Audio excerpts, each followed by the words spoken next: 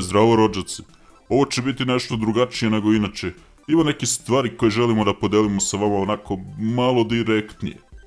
Tako je, mile. I zato ćemo ovu epizod posvijetiti vama. Stani, šta se rešao? Konje, ne gasi zvuk, moj da pucam. Izvinite, momci, morat ću vas malo zaustaviti.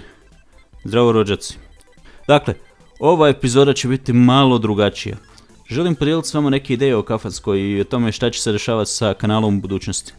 Dakle, plan je da bude klipova, stvarno ovaj put da bude više od 3 klipa godišnje, da ne bude pauza, 12 mjeseci između 2 klipa. Znam da nije bilo baš tako u zadnjih 5 godina, ali ove godine neće biti klipova, bar 4, da bude više nego prošle. Dobro se setio, jebote.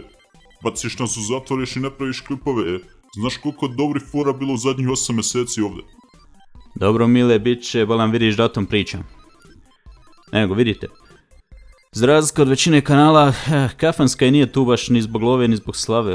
Istina, u početku dok smo bili baš aktivni, bilo je tu nešto love, ali nikad nije bio baš neki razlog za ovaj kanal. O razlozima zašto smo pokrenuli čitavu stvar oko Kafanske ćemo pričati nekad kasnije. Plan je da je 100. epizoda na kanalu bude posvećena tome, a sad smo negdje na oko 85 klipova, ja mislim. Ne znam, provjerit ću kasnije, ali uglavnom epizoda 100 će biti cijela historija Kafanske TV, kako je počela ideja, ko je sve učestvovao, kako smo napravili prve likove, svašta nešto. Ali o tome nećemo danas, danas ćemo pričati o budućnosti. Aj bolan, prijeđi na stvar, uvodiš u priču po sata. Mile zaspao do sada, evo ja, samo što nisam. Evo ide objašnjenje.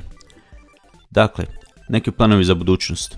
Što se tiče ovog kanala, koji sad gledate, plan je vratiti rođake naravno nazad i onda ćemo pokušati da se držimo nekog rasporeda objavljivanja klipova.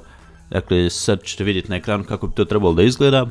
Dakle, od ponedjeljka do petka bi trebalo da bude 1 ili 2 klipa, zavisi od inspiracije od svega. I to će biti ovi klipovi standardni, neke avanture rođaka najčešće. Sad, u njima može, ali i ne mora da bude fudbalera. Sad, znam da su klipovi fudbalerima najpopularniji su, uvijek imaju puno više pregleda nego standardni klipovi, ali iskreno s ove strane ekrana zanimljivije mi je praviti ove priče o rođacima i neke njihove avanture nego trpati uvijek fudbalere tu. Ovaj kanal jeste počeo sa fudbalerima i svjesni smo toga.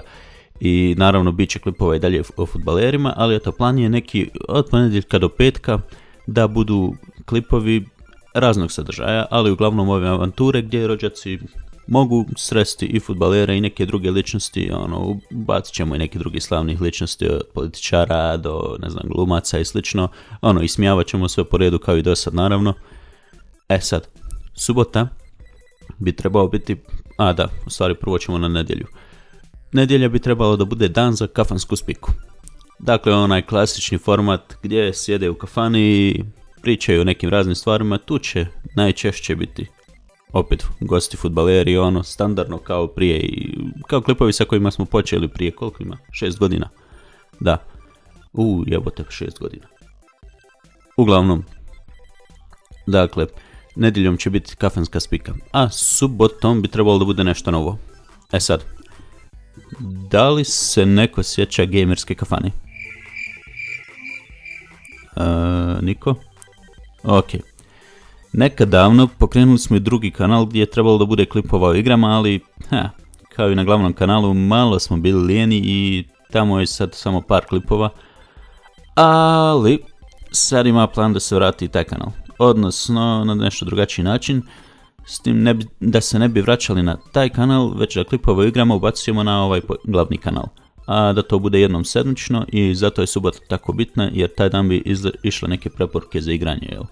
Što se tiče igara koje će biti tamo, Gamerska kafana je bila kanal zamišljen za igre koje smo igrali kad smo igrali dok smo bili mali, i neke koje igramo sad. Naprimjer, možete vidjeti šta je trenutno ima instalirano na kompu na kom se pravi i Kafanska TV.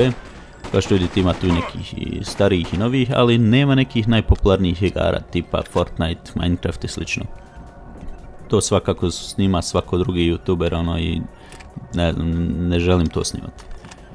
kanal bi više služio dakle da vam pokaže neke igre koje smo igrali kao mali i da vam pokažemo neke čak za koje možda nikad niste čuli, tipa ne znam, Rogue Trooper na primjer. Naravno, ako vam se neka igra posebno dopadne, možda bi mogli uraditi čitav let's play ili nešto na taj fazon. Uglavnom, šta mislite o tome? Šta mislite o ovom cijelom rasporedu? Da li želite vidjeti klipove o igrama jednom sedmično na Kafanskoj TV, Kafansku spiku nedjeljom, avanture koje će biti standardno ponedjeljak do petak? Koga želite vidjeti? Da li želite da tu budu, ne znam, glumci, domaći strani, pjevači, domaći strani, fudbaleri će svakako biti, ne znam, ubacit ćemo ponekad možda i političare, mislim mrzim političare, ali to možda ponekad da ih malo ismijavamo, što da ne. I eto, to je otprilike neki plan na šta bi Kafanska trebala da liči sa ove strane ekrana, ali sad s obzirom da se Kafanska pravi za vas, recite nam šta vi mislite o tome i šta bi vi željeli vidjeti, napišite nam u komentarima i pročitat ćemo to. Stavit ćemo sve na papir i onda ćemo odlučiti šta će zapravo biti. I eto, to je to. Do 100. epizode. Pozdrav rođaci.